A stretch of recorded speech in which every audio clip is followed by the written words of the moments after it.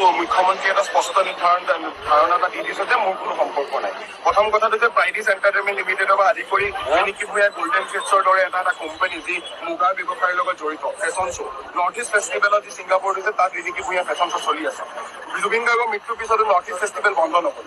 এইটো কেনেকুৱা ধৰণৰ কমোডিটি ব্যৱস্থাৰ কথা, এইটো এটা পুঁজিবাদী ব্যৱস্থাৰ কথা।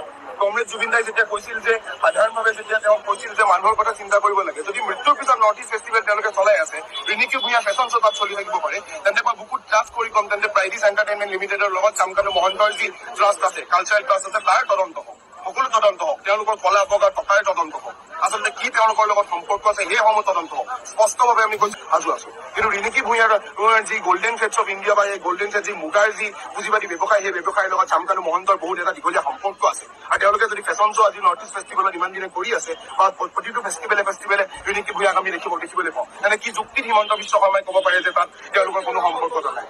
যাতে স্পষ্টৰূপে তেওঁ এইখিনি কথাটো স্পষ্টতা প্ৰদান কৰক। এতিয়া তেওঁলোকে টুইটাৰ আমি ছচিয়েল মিডিয়া বুজি পাওঁ, টুইটাৰত তেওঁ ফটো ডিলিট কৰিছে, টুইটাৰ নেৰেটিভ চেঞ্জ কৰিছে, বাৰে প্ৰতি নেৰেটিভ চেঞ্জ কৰা হৈছে। নেৰেটিভ যেতিয়া চেঞ্জ হৈ আছে, বিজেপিৰ IT চেলে যেতিয়া বাৰে প্ৰতি নেৰেটিভ চেঞ্জ কৰিছে, আমি যেনকে জানো যে আমি কি কৰিব লাগে, আমি জানো যে নেৰেটিভ তেওঁলোকে চেঞ্জ কৰি আছে। ছচিয়েল মিডিয়া আমাৰ শক্তি হয়। এটা যেতিয়া টুইটাৰ ষ্টৰ্ম আমি আহিছো, তেতিয়া কথাটো হৈছে যে নেৰেটিভ বাৰে প্ৰতি আপোনালোকৰ চেঞ্জ কৰিছে, আমাক চাৰ্ভিলেঞ্চ দিছে, আমাক জেললৈ দিব, কিন্তু কথা